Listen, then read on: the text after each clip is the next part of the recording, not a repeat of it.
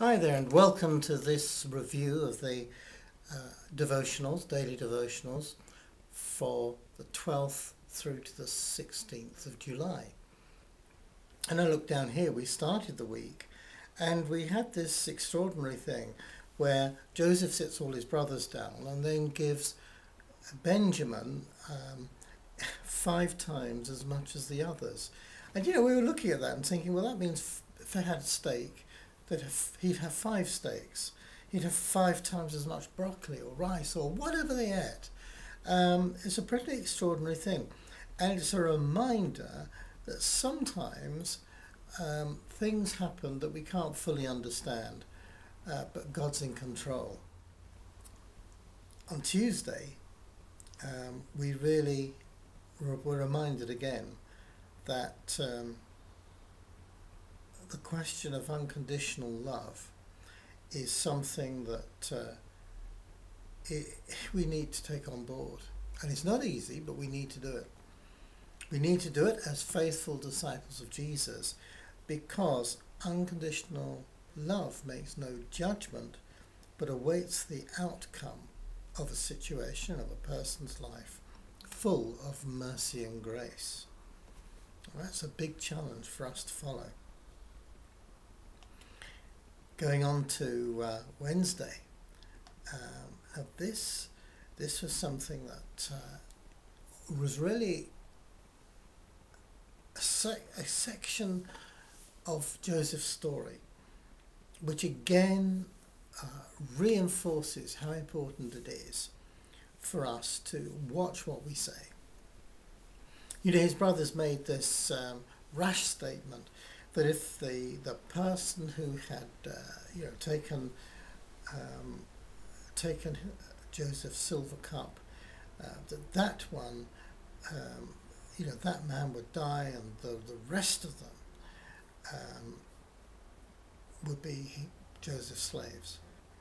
I mean, it's an extraordinarily ridiculous statement to make, full of rationality. And indeed, Joseph's servant, who stopped them to search them, has made the point that, look, fair enough, but only the one who stole it will be a slave. The rest of you go free. Tries to bring sanity back into the situation. But throughout the Bible, there are warnings against making rash statements. And James wrote, I got it down here, but above all, my brethren, do not swear either by heaven or by earth, or with any other oath, but let your yes be yes and your no, no, lest you fall into judgment. And Jesus was just as pointed in what he said about the situation, but let your yes be yes and your no, no, for whatever is more than these is from the evil one. So we really need to watch what we say.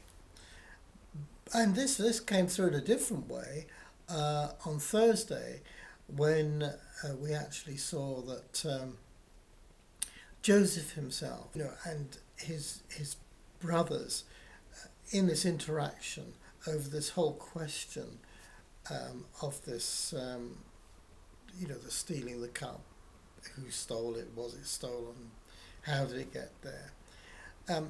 Well, when the cup was discovered in Benjamin's sack, all of the brothers, they tore their clothing in despair. And there is a sense in which we can talk ourselves into despair with a stream of negativity. I find it extraordinary that they didn't actually go back and say, look, to Joseph's servants and say, look, there's been a mistake, because we don't need to steal a silver cup. Nobody does, and we've not done this. There's been some error. Let's go back. We'll discuss this thing sensibly. But no, they panicked and they despaired. And for Friday, of course, we come to the crunch time, because if Joseph had set up the whole stealing the cup episode to discover how his brothers would react if potential harm fell to Benjamin, would they drop him, as it were, like they did Joseph? Would they treat him the same way, or would they treat him better? Well, we arrive at the crunch time because the trap's been sprung, Benjamin's been caught, and as far as Benjamin and his brothers are concerned, all the future seems to hold is a lifetime of slavery for Benjamin, unless they could all awake from this nightmare.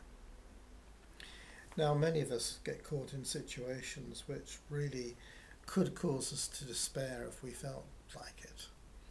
And in those situations, what can we do? Well, we can learn from Joseph's brothers and at least do something. They appear to have done nothing.